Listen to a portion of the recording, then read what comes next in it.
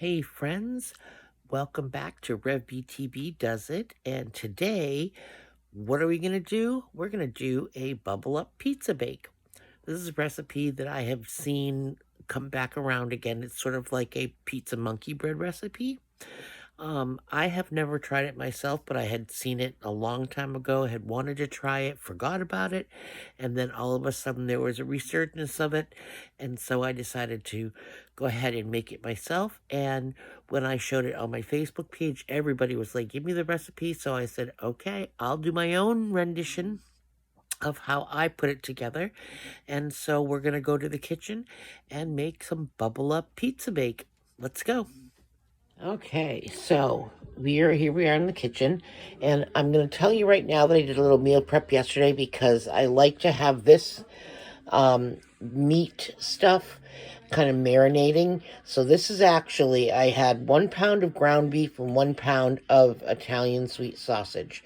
And then I browned them up, obviously drained them, and then I added in my pizza sauce. It's 1 jar of pizza sauce. I just used the store brand.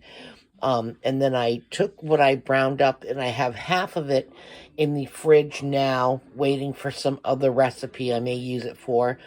But I only needed 1 pound altogether, and so I just created that. And then I have lunch meat here. I've got pepperoni, salami, and ham. I'm going to dice those up. I'm also going to dice up a half a pepper and a half an onion to go on the top. These are going to be the toppings that are going to go in this pizza bake. I have a can of biscuits here, and I'm going to chop those up into small pieces, probably 6 per biscuit. And then I have Parmesan cheese and mozzarella cheese, and I may decide to use some Italian seasonings depending on how I feel about that. But I'm going to go ahead and chop up my vegetables and my meats and get ready to assemble the bake. And because this has been sitting in the refrigerator, I'm going to bring it up to room temperature by just putting it in the microwave for about a minute and then stirring it around and letting it sit while I chop this stuff, because I want it to sort of be coming together. I don't want the biscuits and stuff to get too overcooked while I'm making it, and I have to stir the biscuits in with this to create the base layer for this pizza bake. I'm going to be lining my 9 by 13, I think this is, and it looks like I need to have a little maintenance done on it here, with a foil, just so that it will be easier to clean later on. And yeah, I'm going to be putting my oven on at 400. I believe that's what the biscuits say to cook it at, and that's what I cook the biscuits to, the temperature direction on here.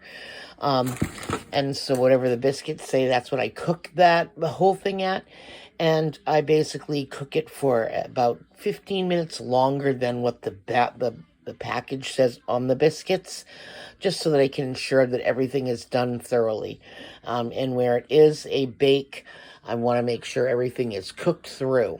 So I will come back after I've gotten my meat mixture warmed up and all my veggies and my meats all sliced up, and we're gonna get ready to assemble. Okay, so here we are. I am getting the biscuits ready now, and I just wanted to show you that I've taken some of the meat mix out of the bowl, because I'm going to use that to stir the biscuits around in as I place it into my now buttered pan. I chopped up all of my meats, as you can see here. I put them in a baggie because I know I'm going to not use all of them. And I've also got my peppers and onions in this baggie here.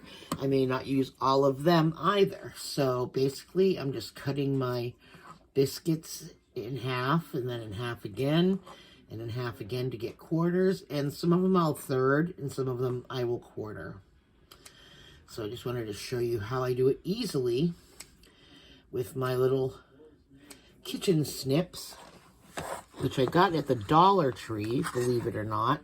And they've worked great for about a year now. I haven't had to obviously sharpen them, but if you do, a little kitchen hack for you is you just cut some tin foil, and that actually will sharpen the metal blades on your scissors, any type of scissors. You just cut through a couple of layers of the tin foil and you will be able to sharpen your scissors, especially the serrated kind. I don't know if you can see that. See the serration there? That helps with that. You don't want to use the, you know, like, obviously to cut it, you know, for a knife, you're going to use an actual sharpening stone or one of those skewery things, you know, a knife sharpener. But anyhow, let me make sure that I'm getting this in the frame here.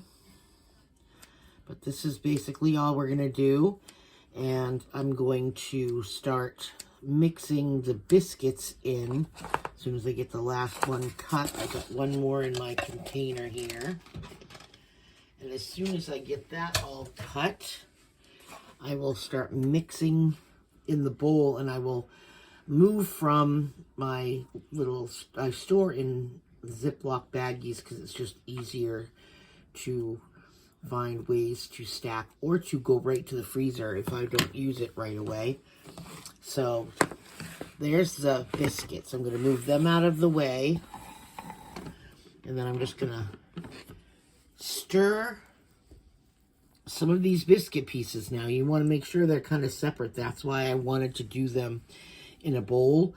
You're kind of going to coat each single piece with some of this meat mixture sauce stuff. See how that works there?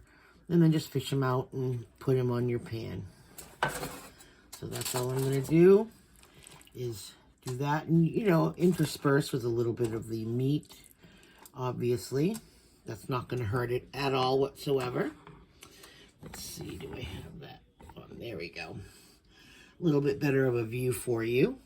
But you just want to make sure that you are separating your pieces so that they get, each piece gets coated with a little bit of the sauce and meat. And then you spread it all around on the bottom of your pan. And so I'm going to do that, and then I will come back in the next clip and show you how we deck out the top. Okay, so we've got it all in the pan. I've got it all spread out here. It's kind of in like one thin layer. Well, not a thin layer, but it's like a biscuit piece thick. And then what we're going to do is we're going to sprinkle some Parmesan cheese on the top. Let me get a spoon in the thing here. And we're going to sprinkle some Parm cheese on the top here. All around. So you're going to cover it with a little bit of Parmesan cheese. And then we're going to come in with the shredded mozzarella. And this is hard to do one-handed, but I have the leftovers from a bag that we used the other night. Let's see, I just did not open that other one, but anyway, yeah, there we go. I turned off the camera just so I could get that bag open. It was not wanting to open for me. So we're going to use about 1.5 cups of mozzarella on the top here. Just enough to be able to, you know, create a nice layer of cheese.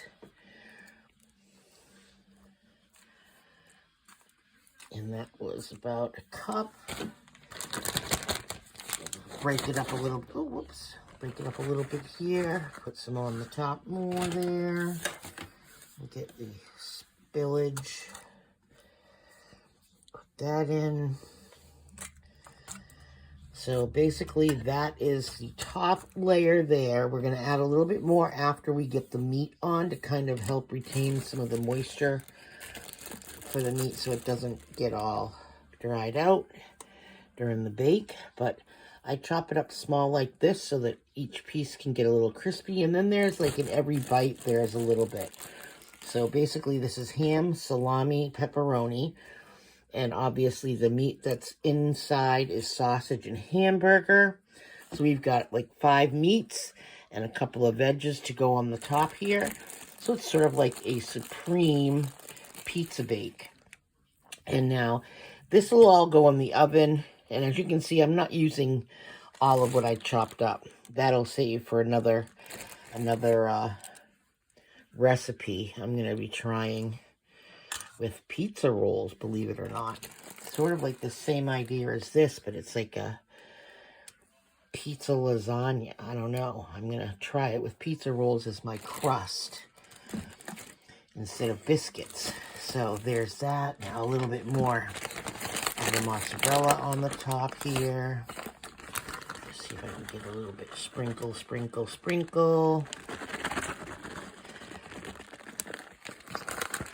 This is sticking together so horribly. It's because I had it on the counter rather than leaving it in my fridge. We don't want a ton of cheese, obviously. Just enough to kind of keep a little bit of that moisture in. And then we're going to also top it with our peppers and onions. And again, I won't use all of what I chopped up. It was just what I had left over. And you can use whatever you like, too. If you like to have other things on your pizza, by all means, you know, top it with, you know, olives or, you know, whatever you like. Whatever you like for your pizza, this can accommodate. Just to make sure you're cooking it long enough. You know, some people like to have the sauteed option, but the fresh tastes really good. So we've got a little bit of peppers and onions on the top here. And that's what it looks like going into the oven. And like I said, I'm going to have leftovers of that for my a trial on pepperoni pizza lasagna. But anyway, so that's going to go into a 375 oven. I've got it on 375 now. I'm going to bump it down to 350 because that's what the biscuits bake at. I like to put it up a little bit higher so that things can start cooking and it can bring the pan up to temp. So I'm going to put it in at 375. But as soon as I close the door, I'm going to bump it down to 350 and I'm going to let it bake. The directions on the package for the biscuit said 13 to 17 minutes. I'm going to add 10 to that, but I'm going to come back and check it at about 20 minutes to make sure that it's not burning or anything like that. And we'll see where we're at then. All right. So this is our completed Bubble Up Pizza Bake. And as you can see, I'm just going to get real close and find a little biscuit area here. I already popped it open. Just peel it back to see if, make sure the biscuit is done in the middle there, and it is. And it's just going to cool off for about 5 minutes, and then it'll be ready to serve. And basically, you can just cut it out with a spatula, and this can serve probably, let's see, there'd be 1, 2, 3, 4, 8 people altogether. So we're going to get 8 meals altogether out of this one pizza bake. And there you have it.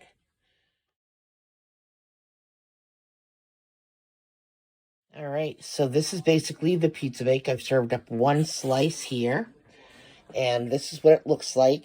I'm just showing you the profile of it here with the done pizza and everything cooked. And so there it is, Bubble Up Pizza Bake. Num, num, num. And that's how RevBTB does it.